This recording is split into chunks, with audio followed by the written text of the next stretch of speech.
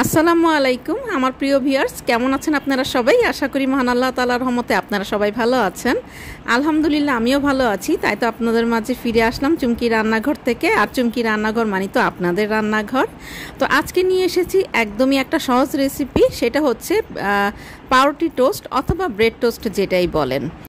আর এই ব্রেড টোস্টটা কিন্তু আমরা সবাই পারি, অনেক বেশি সহজ। তবে আজকে আমি একটু ভ্যারিয়েশন আনার চেষ্টা করেছি, তবে মাঝে মধ্যে কিন্তু একটু ভ্যারিয়েশন আনলে মন্দ হয় না। আর এটা একদমই সফট হবে। নর্মাল পাউরুটি টোস্ট করলে যেমন একটু হার্ড হয়ে যায় রাখলে, এটা কিন্তু একদমই হার্ড হবে না, একদম সফট থাকবে। আর খেতে কিন্তু অনেক বেশি মজার। তো চলেন এই ব্রেড টোস্টটা আমি কিভাবে করেছি আপনাদের সাথে শেয়ার করি। তো দেখতেই পাচ্ছেন আমি এখানে 3টা ডিম নিয়েছি। 3টা ডিম নেওয়ার পরে আমি এখানে চিনি দিয়ে দিলাম 1/3 কাপ পরিমাণ। চিনির পরিমাণটা কিন্তু আপনারা আপনাদের পছন্দ মতো দিবেন। আর দিয়ে দিব একটু সামান্য লবণ। লবণটা ব্যালেন্স অনুযায়ী আপনারা যদি চান নাও দিতে পারেন, তো এটা যার যার টেস্ট অনুযায়ী। তারপরে যেটা করব, আমি সামান্য একটু দারচিনি গুঁড়া ছড়িয়ে দিব, যেন একটা নতুন একটা অনেক বেশি সুন্দর ফ্লেভার আসে। তারপরে সবগুলোকে আমি খুব ভালো করে মিশিয়ে নিব। তো দেখতেই পাচ্ছেন একেবারে সহজ একটা রেসিপি, জাস্ট একটু এদিক আর সেদিক, আর একটু রুচিতেও কিন্তু চেঞ্জ আসবে। তারপরে আমি এখানে দিয়ে দিচ্ছি আধা কাপ পরিমাণ একদমই ঘন দুধ। এটা হতে পারে লিকুইড দুধটা ঘন করে নিতে পারেন, আবার আপনি যে পাউডার মিল্ক সেটাও কিন্তু গরম পানিতে গুলে দিতে পারেন। কিন্তু আপনি যে দুধ যেটাই ব্যবহার করেন না কেন, সেটা কিন্তু অবশ্যই ঘন হতে হবে। এবারে আমি ব্রেড নিয়েছি। আমি 3টা ডিমের জন্য 4 পিস ব্রেড নিয়েছি। আর ব্রেডগুলো আমি কেটে নিব না, আর এই যে সাইডের ব্রাউন যে অংশটা সেটাও আমি ফেলে দিব না, কারণ আমি যে ব্রেডটা নিয়েছি সেই ব্রেডটা কিন্তু অনেক বেশি সফট ছিল। তো এজন্য আমি এর যে ব্রাউন অংশটা সেটা আমি কিন্তু ফেলে দেইনি। আমি সেটা রেখেই কিন্তু আমি ব্রেড টোস্টটা করে নিব।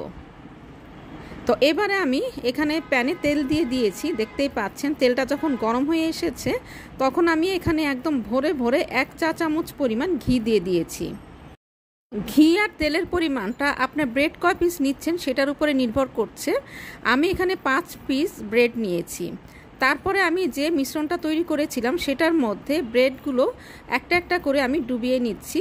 আমি একসাথে দুটো করে মানে ব্রেড প্যানের মধ্যে দিব। আমি যে প্যানটা নিয়েছি সেটাতে দুটো করে দেয়া যাবে। আপনাদের প্যান যদি ছোট থাকে তাহলে একটা করে দিবেন, বড় থাকলে একসাথে 3-4টা করেও দিয়ে দিতে পারেন। তো একটা ব্রেড অলরেডি আমি দিয়ে দিয়েছি, এখন আমি আরেকটা ব্রেড দিয়ে দিব। তারপরে একটু অপেক্ষা করব ব্রাউন হওয়ার জন্য। তার আগে আমি যেটা করব, এখানে আর একটু আমি যে মিশ্রণটা সেটা আবার একটু ঢেলে দিচ্ছি। ঢেলে দিয়ে এখানে আমি একটু কিশমিশ ছড়িয়ে দিব। আমি তো আগেই বলেছি যে জাস্ট একটু ভ্যারিয়েশন আনার জন্য আর টেস্টে একটু পার্থক্য আনার জন্য। আর এটা খেতে কিন্তু অনেক বেশি মজার লাগে। আর এখানে আমি আবার আলাদা করে মিশ্রণটা দিয়ে দিচ্ছি এজন্য যেন কিশমিশটা মানে ছেড়ে না আসে। আর আমি এখানে শুধু কিশমিশ দিয়েছি, আপনারা চাইলে এখানে মোরব্বা দিতে পারেন, চেরি কুচানো দিতে পারেন, চাইলে আপনারা কাজু বাদাম সেটাও কুচিয়ে দিতে পারেন। টেস্টে কিন্তু অনেক বেশি ভিন্নতা আসবে আর খেতে কিন্তু অনেক বেশি মজার হয়। আর চারিদিকে কিন্তু এটার অ্যারোমাটা অলরেডি ছড়িয়ে পড়েছে। তো এখন এক পাশ ব্রাউন হয়ে গিয়েছে। এখন আমি এই যে এটাকে খুব সহজেই দেখতেই পাচ্ছেন আমি উল্টে দিয়েছি। আপনি একটা গেস্ট বসিয়ে রেখেও কিন্তু ঝটপট এই রেসিপিটা তৈরি করে গেস্টের সামনে দিয়ে গেস্টদেরকে চমকে দিতে পারেন। তো এখন আমি এটাকে আবার উল্টে দিয়ে এখন আমি এগুলোকে উঠিয়ে নিব। টোস্ট দুটো কিন্তু আমার একদম হয়ে গিয়েছে, কুক হয়ে গিয়েছে, দেখতে পাচ্ছেন কালারটাও চলে এসেছে, একদম ব্রাউন কালার চলে এসেছে। এখন শুধুই পরিবেশনের পালা। তো এই যে ব্রেডটা আমি দেখতেই পাচ্ছেন দুটো ব্রেড আমি নিয়েছি টোস্ট। তো এখন আমি আপনাদেরকে একটু কেটে দেখাচ্ছি।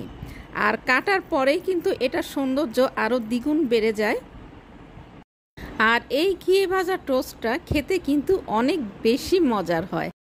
আর আরেকটা সিক্রেট হলো, এখানে ডিমের সাথে দুধ মিক্স করার ফলে যেটা হয় ভেতরটা অনেক বেশি জুসি হয়, আর এর কারণে খেতে কিন্তু অনেক বেশি মজার হয়। তো আশা করি আজকে আমার এই রেসিপিটা আপনাদের ভালো লেগেছে। আর ভালো লাগলে তো চুমকি রান্নাঘরের সার্থকতা। চুমকি রান্নাঘর মানে তো আপনাদের রান্নাঘর। মনের মাধুরী মিশিয়ে রান্না করবেন, নিজে খাবেন, প্রিয়জনকে খাওয়াবেন। সবাই ভালো থাকবেন, সুস্থ থাকবেন। ভিডিওটা দেখার আগে একটা লাইক দিয়ে নেবেন। আল্লাহ হাফেজ।